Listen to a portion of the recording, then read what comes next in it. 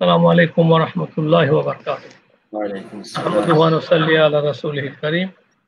আজকের অনুষ্ঠানের সম্মানিত সভাপতি, প্রধান আলোচক এবং আজকের আলোচনায় যারা অংশগ্রহণ করছেন এবং যারা আমাদের এই প্রোগ্রাম শুনছেন সবাইকে আসসালামু আলাইকুম ওয়া রাহমাতুল্লাহ। ওয়ালাইকুম আসসালাম। আজকে আমার কাছে খুব ভালো লাগছে যে অনেকক্ষণ পর্যন্ত করে আমি ১ ঘন্টা এই প্রোগ্রাম শোনার সুযোগ হয়েছে আমার এবং আমরা আয়া সোফিয়ার ব্যাপারে আমরা বিশদ আলোচনা করেছি এবং আমাদের আলোচকদের ভিতর দিয়ে আমাদের কাছে এটা পরিষ্কার হয়েছে যে মুসলিম উম্মার মধ্যে আসলে কনসেপচুয়াল সমস্যা রয়েছে। আমি যেটা মনে করি সবসময় যেটা আমি বলার চেষ্টা করেছি সেটা হচ্ছে আমাদের মুসলিমদের মধ্যেই ইসলামের সঠিক ধারণাটা নাই। সঠিক ধারণাটা না থাকার জন্যই কিন্তু আজকে আমরা বেশি বিভ্রান্ত হচ্ছি এবং আমরা যেখানে সবাই আলোচকরা বলেছেন যে মুসলিম ওয়ার্ল্ড ওআইসি যে রোল প্লে করার কথা ছিল সেই রোল তারা প্লে করছেন এই জন্যই যে মুসলিম শাসকরাই কিন্তু সত্যিকার কেউ ইসলামের উপর নেই। এটা আমাদের দুর্ভাগ্যজনক হলেও সত্যি যে আসলে আমরা মুসলিম যারা রুলার পৃথিবীর সমস্ত মুসলিম কান্ট্রি যারা শাসক শ্রেণী তারা ওই ধরনের ইসলামের উপর নাই যে ইসলামের জন্য আমাদের ইসলাম আমাদের জিনিস দিয়েছেন। খোলাফায়ে রাশেদিন যে ইসলামের কথা বলেছে সেই পর্যায়ের ইসলামিক লিডারশিপ আমাদের মধ্যে নেই এবং আমাদের উম্মার বৃহত্তর অংশ বিশেষ করে শিক্ষিত জনগোষ্ঠী যে তারা প্রচন্ডভাবে পাশ্চাত্য ভাবধারা পাশ্চাত্য মানসিকতায় তারা প্রভাবিত। আমাদের একজন আলোচক অত্যন্ত সুন্দর করে বলেছে প্রফেসর প্রবাবলি নূর মোহাম্মদ, আমরা পাশ্চাত্যের চোখ দিয়ে কিন্তু আমরা সব জিনিসকে বিশ্লেষণ করছি। আমাদের মধ্যে একটি অ্যাপোজলিস্টিক আমরা বলি অ্যাপোলজিস্টিক একটা মাইন্ড রয়েছে। আমরা আমাদের মধ্যে একটি সাহসিকতার অভাব রয়েছে। আমরা সব জিনিসকে মূল্যায়ন করার সময় তাদের দৃষ্টিকোণ থেকে তাদের দৃষ্টিভঙ্গিটাকে আমরা সামনে আনার চেষ্টা করছি। এই যে ঘটনা আয়া সোফিয়ার এটা কিন্তু মূল বিরোধিতা যারা করছে পাশ্চাত্য শক্তি তারা কিন্তু সঙ্গতভাবে করছে। এটা আমাদের বুঝতে হবে পাশ্চাত্যের যারা আজকে নেতৃত্বে রয়েছে তারা কোনো অবস্থাতে গ্রহণ করে। এটা কিন্তু আলোচকরা বলেছেন, হাইলাইট করতে আমি পড়ার চেষ্টা করছি যে আসলে এই ঘটনাটা 1900 এটা মূলত 1453 কিন্তু এটা কনস্টান্টিনোপল বিজয়ের পরে কিন্তু হয়েছে। Fatih Mohammad was the symbolic one of the greatest Muslim general in the world. Allama Abu Hasan আল নাদবি তার একটা বইতে মুসলমানরা ক্ষমতা না থাকলে কি হারিয়েছে এটা বাংলা ট্রান্সলেশন করেছে। আমি তো উর্দু পড়তে পারি না, আরবিতে হয়েছে এটা বাংলা পড়েছি বেশ আগে। উনি এক জায়গায় বলেছেন যে মুসলমানদের কয়েকটি যুদ্ধের ব্যাপারে উল্লেখ করেছে, সম্ভবত একটি মুতার যুদ্ধ, একটি 1151 খ্রিস্টাব্দে ক্রুসেডার সালাহউদ্দিন আইয়ুবী রহমত তার নেতৃত্বে, একটি 1553 খ্রিস্টাব্দে এইগুলি উল্লেখ করে উনি বলেছেন যে ওয়েস্টার্ন পাওয়াররা এগুলিকে এই যুদ্ধগুলিকে অনেক গভীরভাবে অধ্যয়ন করেছে এবং এখানে মুসলিম রিভাইভাল মুসলিম যে তাদের যে যে যুদ্ধের যে তাদের সাহসিকতা এবং তাদের যে জেনারেলদের যুদ্ধ করার যে ক্ষমতা সেটাকে তারা মূল্যায়ন করেছে। অবশ্য সেই দৃষ্টিকোণ থেকে তারা আজকে আয়া সোফিয়ার ঘটনাটাকে 1953 ফাতে মোহাম্মদের বিজয়কে তারা দেখছে। এখানে খেলাফতের পুনর্জাগরণ ছাড়াও মুসলিম নেতৃত্বের যে একটি আবার নতুন ভাবে আবার একটা আমরা তাদেরকে দেখতে পাচ্ছি সারফেসে, সেটাই তাদেরকে আসলে খুবই they are very much afraid of the what you call the মুসলিম রেনাইসা যদি আমি বলি। এইটা হচ্ছে মূল পয়েন্টটা। অতএব এটা একসময় গির্জা ছিল, যখন এটা ফাতে মোহাম্মদ বিজয় লাভ করেছেন তিনি তখন কিনে নিয়েছেন অথবা যুদ্ধ করে বিজয় লাভ করার পরে এটা অফিসিয়ালি নেওয়া যায়, এর মধ্যে কোনো আপত্তি নেই। কর্ডোবার মসজিদ দেখার আমার সুযোগ হয়েছে, কর্ডোবা গিয়েছি, আমি স্পেন গিয়েছি, কর্ডোবার মসজিদে ঢোকানো যায়নি কারণ এটা গির্জা কনভার্ট করা হয়েছে, এটা আরো আগের ঘটনা। তারপরে আমরা দেখেছি যে ফিলিস্তিনের মধ্যে অনেক বড় পুরানো মসজিদকে তারা এখন সিনাগগ বানিয়েছে।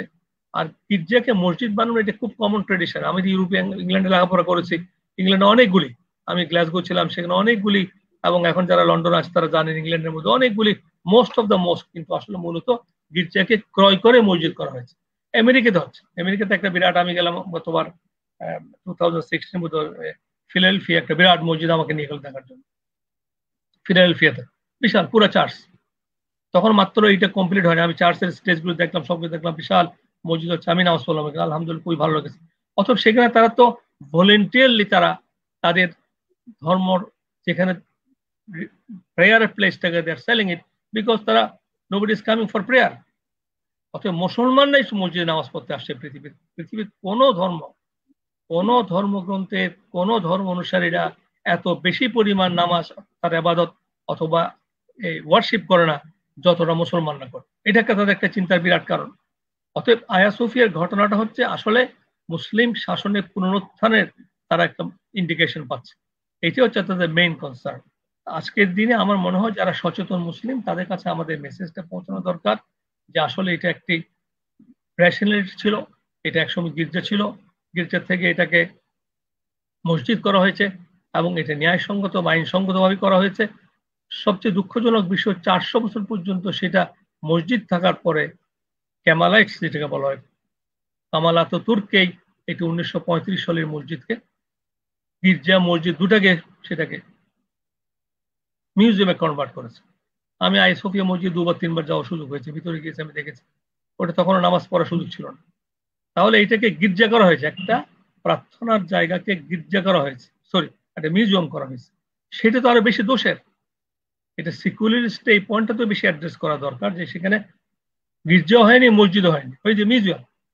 অতএব এটা যারা খ্রিস্টিয়ান ওয়ার্ল্ড তাদের তো এই জিনিসটা মাথা রাখা দরকার যে আসলে এটা খ্রিস্টিয়ানিটির উপর একটা আঘাত ছিল, যে একটা যেটা ছিল একটা চার্চ সেটাকে মসজিদ করা হলো।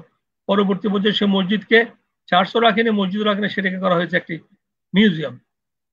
অতএব আমার মনে হয় আমরা পরিষ্কার করে স্পষ্ট করে কথাটা সমস্ত পৃথিবীর মানুষের কাছে বলা প্রয়োজন যে এটার ভিতর দিয়ে এমন কিছু নতুন বিপ্লবের ধারণা আমরা দিতে চাচ্ছি না। কিন্তু আমি মনে করি যে খেলাফতের সঙ্গে আমাদের ভারতবর্ষের মুসলমানদের দীর্ঘ লিঙ্ক ছিল। আমাদের বাবা তার দাদারা খেলাফত আন্দোলনে অংশগ্রহণ করেছে এবং সেটাকে আমাদের সামনে রাখতে হবে একটি মুসলিম জাগরণের জন্য অবশ্যই একটা মাইল ফলক। এবং আমরা আমাদের প্রত্যেকের তার নিজস্ব অবস্থান থেকে আমরা এই উদ্যোগকে সমর্থন করা প্রয়োজন। আর আমি যে আলোচকদের সাথে সম্পূর্ণ একমত যে এটা একটা বিরাট চ্যালেঞ্জ। এটার ব্যাপারে আর্দোগানের অনেক সমালোচনা হবে, ভিতর থেকে সমালোচনা হবে, সো-কল মুসলিমদের থেকে হবে। আমরা বারবার এটা বলার চেষ্টা করেছি আমাদের মধ্যে হীনমন্যতাকে আমাদের পরিত্যাগ করতে হবে। মুসলিম জনগোষ্ঠীকে আইডেন্টিটি ক্রাইসিস থেকে উপরে আসতে হবে। ইসলাম যে সর্বশ্রেষ্ঠ ধর্ম, সবচেয়ে রেশনাল রিলিজিয়ন, মানবতার সবচেয়ে বড় প্রতিষ্ঠান ইসলাম, মানব সাম্যের সবচেয়ে বেশি কথা বলেছে ইসলাম, এটাকে আমাদের জোরালোভাবে মানুষের সামনে উপস্থাপন করতে হবে।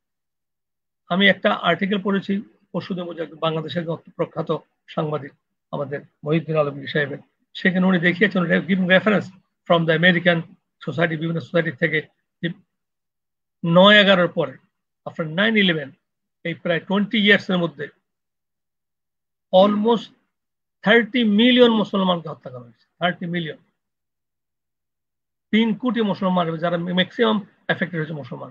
তাহলে সেই ব্যাখ্যাটা কিভাবে তারা দিবে? এই প্রশ্ন কেন আমাদের মুসলমানরা করতে পারছে না? আমাদের মুসলিম নামধারী যারা আমরা অত্যন্ত আধুনিক মুসলমানের কথা বলি, আমরা যারা সিকুলার মুসলিমের দাবি করছি, তারা কেন এই কথা বলতে পারবে? একটি 9/11 ঘটনা যেটা বিতর্কিত, যেটা যদি মুসলিমের নাম দিয়ে এক্সট্রিমিস্ট করে সেটাকে সবাই আমরা ঘৃণা করছি। যে ইসলামে কোনো জঙ্গিবাদ নাই, ইসলামের নামে কোনো মানুষের উপর লা ইকরাহা ফিদ্দিন, ধর্মে কোনো বাধ্যতামূলক ভাবে ধর্মকে প্রতিষ্ঠা করা যায় না। অতএব 9/11 কেউ মুসলিম কোন রাষ্ট্রপ্রধান বলছে, কোনো স্কলার সমর্থন করেন। তারপরেও এই পরিণতিতে প্রায় 3 কোটি মুসলমানকে হত্যা করা হয়েছে, নারী, শিশু, বৃদ্ধ, যারা যুদ্ধে অংশগ্রহণ করে তেমন সংখ্যায় বেশি।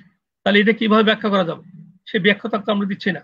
আমরা তো বলছি সিকুলার, ওখানে কেন এটা মসজিদ করা হলো, এটা নিয়ে আমরা বিতর্ক করছি, কিন্তু আমরা মানুষের জীবনের মূল্যের কোনো বিতর্ক আমরা কেন করছি না?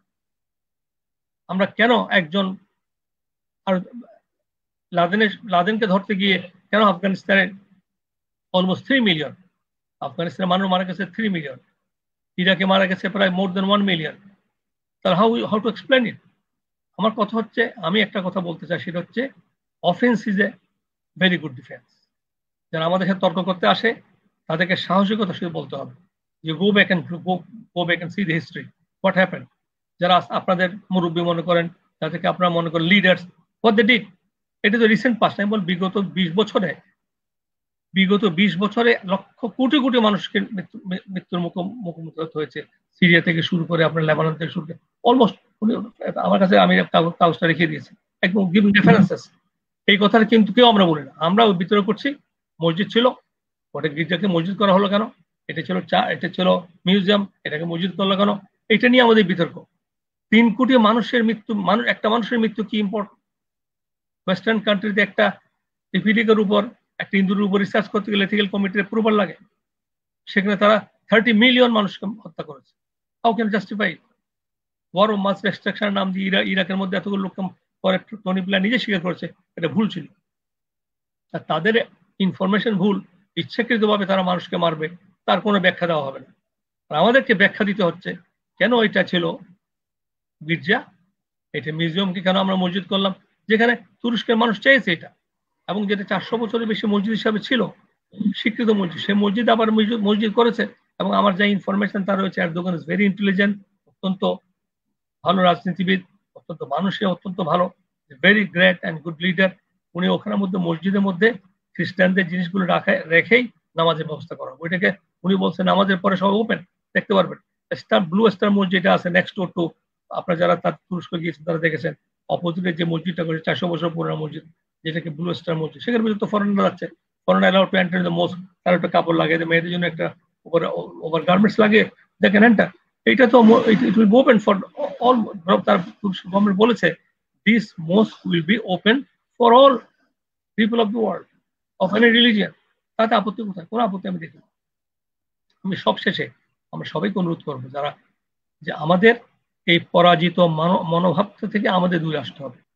আমরা 1400-1500 বছরের রাসূল ইসলামের পরবর্তী 1500 বছর ইতিহাসে মুসলিম শাসকরা ইসলামের মৌলিক ধারণা থেকে অনেক ডেভিয়েট হয়েছিল, এটা অনস্বীকার্য।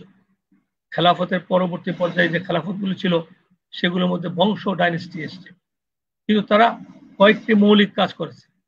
একটি মৌলিক কাজ, তারা জাস্টিস স্থাপন করার চেষ্টা করছে।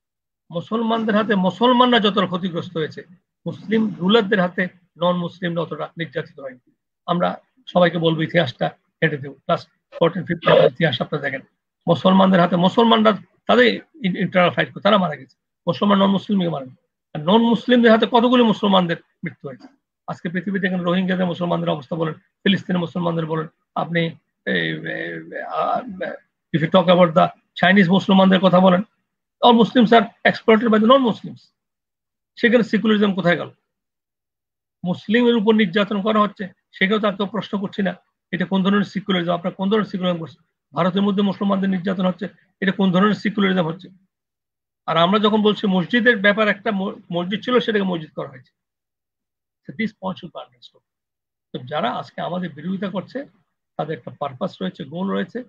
আমরা মুসলমানদের মধ্যে, আমি যে বলছি যে বিগত 1000 বছর ইতিহাসে মুসলমান রুলাররা একটা সুবিচার কায়েম করার চেষ্টা করেছে, তাদের জাস্টিসদের প্রতি প্রদর্শন করেছে।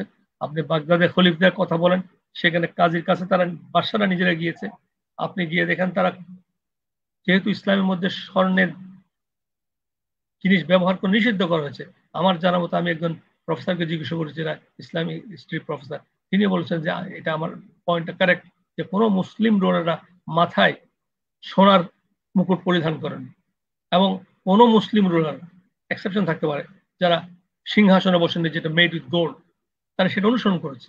এবং কোনো মুসলিম রুলারাই মোটামুটি ভাবে অশ্লীলতা থেকে প্রশ্রয় দেয়। রাষ্ট্রীয়ভাবে সব জায়গায় পানশালা তৈরি করা, সেখানে নাচ গান ব্যবস্থা, তাদের নিজস্ব অঞ্চলে তারা হয়তো, তারা, আমি বলছি তারা ইসলামের পুরোপুরি আমল করেনি, কিন্তু এগুলি করেছে। কিন্তু পৃথিবীতে ধ্বংস যারা করেছে, পৃথিবীর যারা মেক্সিভ ধ্বংস করেছে, আমি তো রিসেন্ট পাস্টের কথা বললাম, আপনি তাতার ইতিহাস পড়ে দেখেন, কত লোক, তারা চেঙ্গিস খান যারা যখন গিয়েছে বাগদাদ দখল করেছে, মিলিয়ন্স মুসলমানদের মেরেছে। মোস্ট অফ দ্য ক্ষেত্রে মুসলিমস আর দ্য ভিকটিম। আর আনফর্চুনেটলি মুসলমানরা আজকে আমরা ব্যাকফুটে। আমরা এটা বলতে পারছি না যে মুসলমানদের উপরে এত নির্যাতন। আমি তো বললাম বিগত 2 ডিকেডস এর মধ্যে 3 কোটি মুসলমানদেরকে ধ্বংস করা হয়েছে, নিশ্চিহ্ন করা হয়েছে। সেই বিচার কারা করবে? আমি এটা বলে আজকে আমি আর বেশি আমি কথা বিলম্ব করতে চাই না। আমি সব আলোচকদের ধন্যবাদ জানাচ্ছি, তারা অত্যন্ত ভালো বলিষ্ঠ কথাবার্তা বলেছেন।